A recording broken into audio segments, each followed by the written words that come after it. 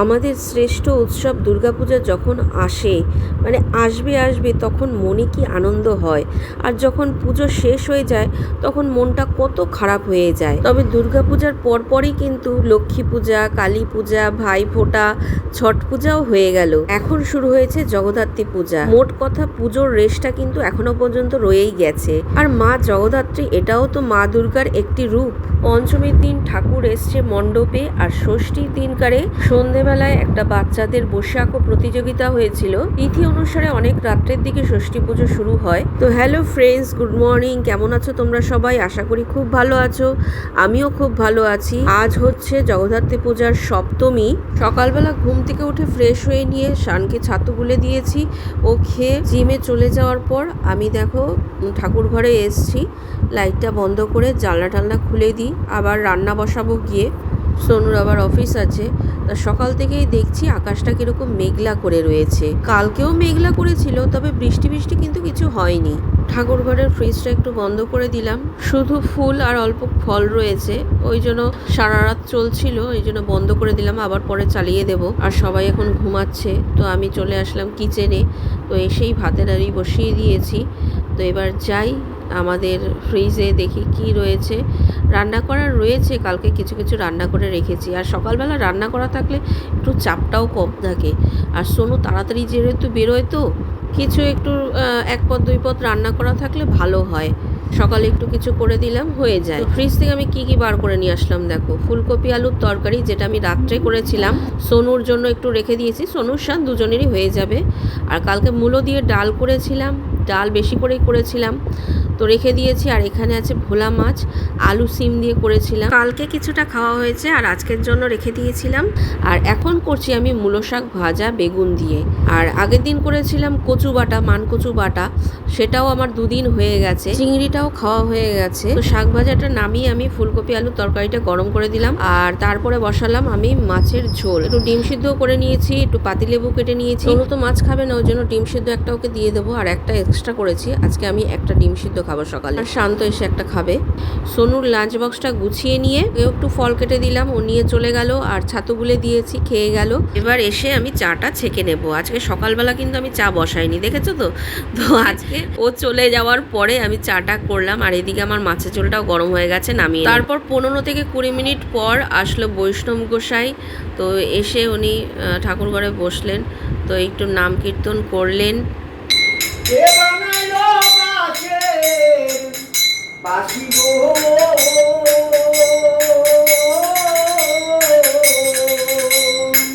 বাসি বাজানো না কুল মজানো, বাসি বাজানো না কুল মজানো, এই না শ্যামের বাসি রে বলি ও শ্যামে বাসি রে। আমার হাজব্যান্ড শাশুড়ি মাও উঠে গেছে। আমার হাজব্যান্ড একটু গেছে দরকার, আর মাও স্নান করতে ঢুকেছে।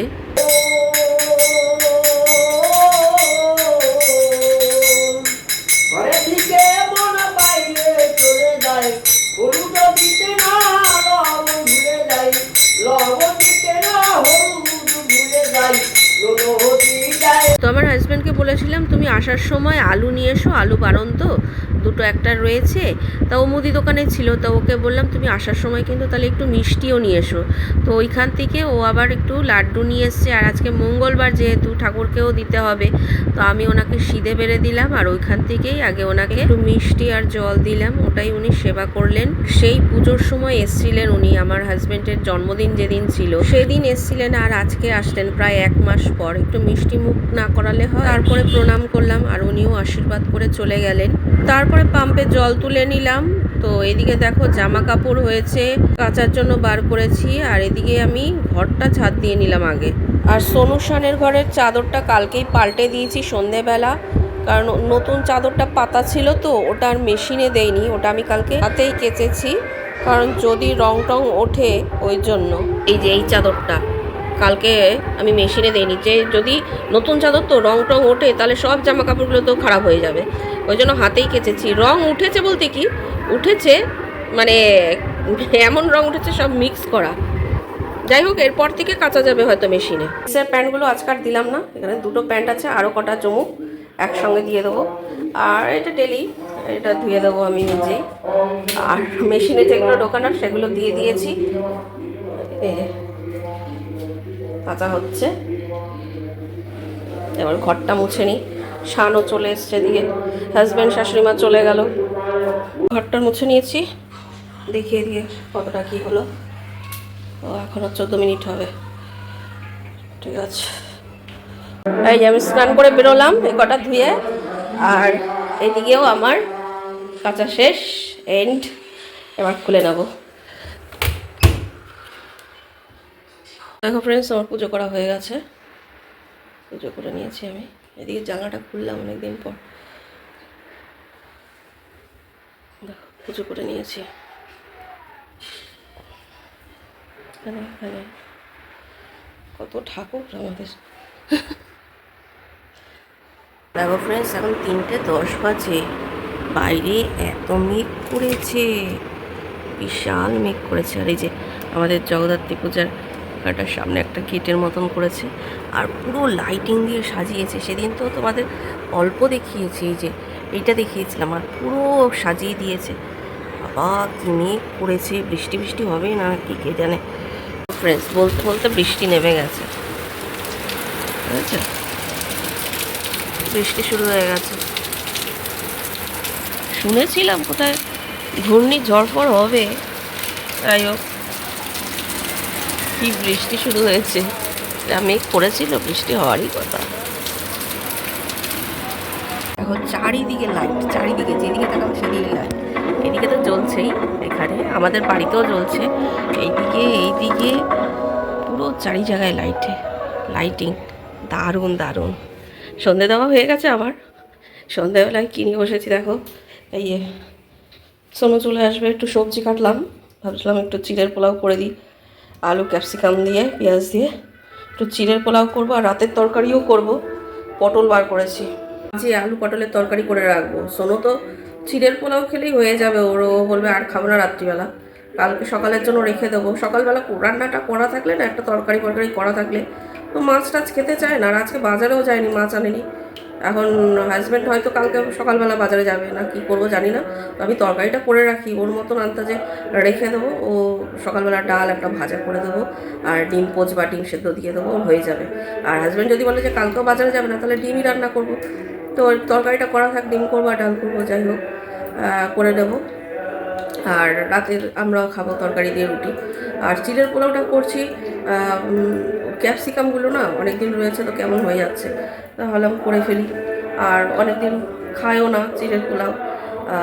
শান বলেছিল চাউমিন করতে, আমি বললাম না, বৃহস্পতিবার দিন ছুটি আছে, তো ওই দিনকারই করবো। এই জন্য আজকে ভাবলাম যে চিড়ের পোলাওটা করে নিই। হ্যাঁ, আর তোমাদের বলছিলাম না যে চিংড়ি মাছ ছিল, চিংড়ি মাছটা খাওয়া হয়ে গেছে, পরশুদিন করেছিলাম। পরশুদিন আমার শান গেছিল আমার বাপের বাড়িতে, বোন ছিল। তো বোন রবিবার দিনকারে চলে যাবে বলে ওকে বললো যে তুই আয় একটুখানি। তা ও গেছিলো, তো আমি একটুখানি কচু বাটা চিংড়ি মাছ পাঠিয়ে দিয়েছিলাম। মা আবার রান্না করে আমাকে বোনকে দুজনকেই দিয়ে দিয়েছিল ডাটা চচ্চড়ি, মানে কপির ডাটাগুলি দিয়ে যে ডাটাগুলি থাকে সেগুলি দিয়ে একটা চচ্চড়ি করেছিল, আর লাউ চিংড়ি করেছিল, আর রুই মাছ রান্না করেছিল ফুলকপি দিয়ে, সেটাও দিয়ে দিয়েছিল। ওই জন্য কালকে খেয়েছি, কচু বাটা ছিল আর ওইগুলি ছিল। আর ভোলা মাছটা রান্না করেছিলাম, কালকে কিছুটা খাওয়া হয়েছে, আজকের জন্য কিছুটা রেখে দিয়েছিলাম, তো হয়ে গেল। ডালটাও করেছিলাম বেশি করে। তো আজকে তো আর কিছু রইলো না, ওই জন্য তরকারিটা করে রাখছি। তরকারিটা সোনুর জন্য রেখে দেবো কালকে সকালবেলা, তারপরে রান্না করব, যা হোক রান্না করব। আর ডাল তো করবই, ডালটা আমার টেরিই থাকে। ওইখানে মানে মণ্ডপের ওইখানে সন্ধ্যারতি হবে, তারপর ছোট ছোট বাচ্চাদের নিয়ে, সব বড়দের নিয়ে খেলাধুলা হবে, সব সাংস্কৃতিক অনুষ্ঠান হবে। তো সব বলছে আপনারা আসুন, আপনারা আসুন। শান বলছিল যাবে, আমি বললাম ঠিক আছে, আমি এদিকে করি, যদি হয়ে যায় তাড়াতাড়ি যাব। আর কালকে তো যাবোই, কালকে অষ্টমী, সন্ধ্যা আরতি দেখবো, সকালবেলা যদি পারি অঞ্জলি দেবো, প্রত্যেকবারই দেই। এখন ভগবানের উপর ভরসা, সকালবেলা রান্না আছে, তারপর ওরা আবার দোকানে যাবে, যদি দেখি যে এই টাইমের মধ্যে হয়ে যাচ্ছে তাহলে যাব, আর না হলে কী করবো। যাই হোক, তো গ্যাস ধরিয়ে দিয়েছি, বসিয়ে দিই। আমার চিড়ের পোলাও কিন্তু হয়ে গেছে। বাদাম দিলাম না, শান না করলো। সোনু আবার বাদাম দিয়ে খেতে খুব ভালোবাসে, কিন্তু বাদামটা ভেজে রাখতে ভুলে গেছি আগেই। যাই হোক, করে ফেললাম। দেখো এখানে আলু পটল কেটে নিলাম, আর এখানে চপারে করে নিলাম পেঁয়াজ টমেটো, পেঁয়াজ দিয়ে করবো আজকে। আর একটু পেঁয়াজ কুচি রেখে দিলাম, যদি ওরা চিড়ের পোলাও দিয়ে খায়। বলে কী বলো তো ফ্রেন্ডস, এই যে পেস্তা শান বলে এগুলো রেখে দাও, এগুলো দিয়ে কিছু করা যাবে। আমি বললাম এটা দিয়ে কী করবি তুই, খেয়ে খেয়ে বাদামে চোখলাগুলো এরকমভাবে রেখে দিয়েছে। বাদামগুলো খেতে এত ভালো, রোস্ট করা নুন দিয়ে রোস্ট করা পেস্তাগুলো। আজকের তরকারিটা পেঁয়াজ দিয়ে করছি, পেঁয়াজ টমেটো কাঁচা লঙ্কা। এক এক দিন এক এক রকম করি, মানে একটা জিনিসই কত রকমভাবে করা যায়। কালকে যেরকম আলু ফুলকপির তরকারিটা পেঁয়াজ টিয়াজ দিইনি, কিন্তু বাদাম বেটে করেছিলাম, আর মানে গরম মশলা টশলা দিয়েছি, আর সব মশলা দিয়েছি, জিরের গুঁড়ো টুড়ো সবই দিয়েছি। আজকেরটা আবার পেঁয়াজ দিলাম, মানে এক এক দিন এক এক রকমভাবে করি। কালকে যেহেতু ওই তরকারি করেছি, আজকে ওই তরকারি দিয়ে সোনু খেয়ে নিতে পারতো, কিন্তু কালকে খেয়েছে তরকারি ও মুড়ি দিয়ে, যেহেতু ভাত ছিল না, আমি বলে রুটি করে দিচ্ছি, রুটি দিয়ে খায়নি।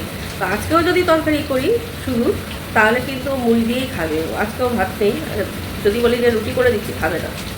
ওই জন্য ভাবলাম না, চিড়ের পোলাওটাই করে দিই। আর চিড়ের পোলাও একটু রেখেও দিলাম, কালকে টিফিনে দিয়ে দেবো, ওরা খাবে, আর একটু দিয়ে দিলাম, মানে রেখে দিলাম। আর এই তরকারিটা করে রাখলাম, এটা সকালবেলা দিয়ে দেবো। চিড়ের পোলাও খেলে তো আর খাবে না ও তরকারি, ওর জন্য রেখে দেবো। দেখো রুটিও করে নিলাম, সোনু আসলো, টিফিন খেলো, আবার ওরা একটা বন্ধু এসছে, তারপরে ওইখানে গেল মণ্ডপের ওইখানে, শানও গেছে। আমি একটু যাব দেখি। হয়ে গেছে রান্না বান্না, বাসন টাসন মেজে নিয়েছি, এবার ওরা আসুক, তারপরে আবার খেতে দেবো। তো যাই, সব এখন বাচ্চাদের খেলা হচ্ছে, মানে কম্পিটিশান হচ্ছে, পাসিং দ্য বল, তারপর আরেকটা কি বললো, ও মেমোরি গেম, এগুলো হচ্ছে। সন্ধ্যাবেলা তো সন্ধ্যা আরতি হলো, তখন তো যেতে পারলাম না, তখন ঘরে রান্নাবান্না করছিলাম, তখন যেতে পারিনি। কালকে যাবই, অবশ্যই যাব, কালকে অষ্টমী পুজো, সন্ধ্যা আরতি আমি দেখবই। আর সকালবেলা দেখি যদি অঞ্জলি তো পারি তো দেবো। সবই তোমাদের সঙ্গে শেয়ার করবো, ঠিক আছে ফ্রেন্ডস? তো এখন বাচ্চাদের পাসিং দ্য বল হচ্ছে। আর এটা আমাদের পাড়ার পুজো নয়, কিন্তু যে পাড়ার যে ক্লাবের পুজো নয়, এটা আমাদের বেশ কয়েকটা বাড়ি মিলে এই জায়গাটায় পুজো করা হয়। খুব আনন্দ হয়, বাচ্চারা খুব আনন্দ করে, আর আমাদেরও খুব ভালো লাগে। 10টা বাজে, হাজব্যান্ড শাশুড়ি মা চলে এসছে, কত সবজি বাজার করেছে কি বলবো। টিফিন বক্সগুলো মেজে নেবো, ওরা হাত মুখ ধুয়ে আসলে যে খেতে দেবো। আলু পটলের তরকারি সোনুর জন্য একটু রেখে দিলাম, আর এখানে আছে রুটি, আর এটার মধ্যে একটু মিষ্টি আছে। বাসন সব মেজে নিলাম, টিফিন বক্সগুলো মেজে রাখলাম। তো আজকের মতো ফ্রেন্ডস ভিডিওটা এখানেই শেষ করছি, আবার দেখা হবে। Good night, tata.